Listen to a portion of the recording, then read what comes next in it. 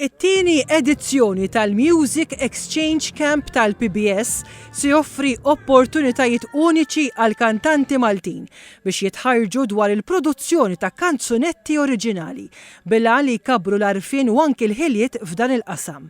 F'dan il-Music Exchange Camp se jingħataw opportunitajiet uniċi fosthom bis-sem ta' tim Svizzeru li rebaħ il-Eurovision Song Contest ta' din is-sena bil-kanzunetta The Code.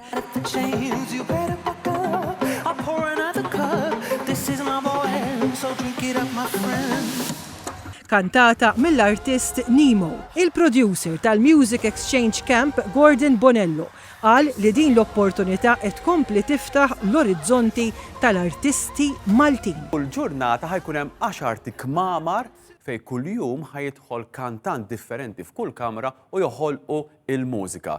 Se jigwadanja l-kantant? Il-kantant apparti dik il-kanzunetta ħajgwadanja esperjenza, dak li bl-Ingliż jgħidu networking, ħajitħallat, ħajkomunika mal-barranin u kif ukoll il-producers u l-kittiba Maltin ħajiltaqgħu mal-barranin u jaħdmu mużika flimkien.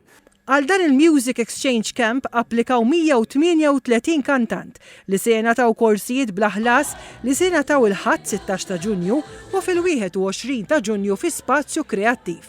Għatta kantanti se jkunu qed jitħarġu għal diversi jiem b'mod intensiv bis-sem ta' artisti professjonali lokali u anki internazzjonali. Aħna din l-inizjattiva qiegħda biex ngħinu l-kantant ikun parti mill-kanzunetta tiegħu. Inti waqt kanzunetta biex toħloq l-emozzjoni, tittejt l-istorja tiegħek, hija storja l-kanzunetta, kemm jista' jkun aħjar minn hekk, milli l-kantant ikun involut. Forsi nisimgħu l-istorja tiegħu ħalli jinterpreta aħjar.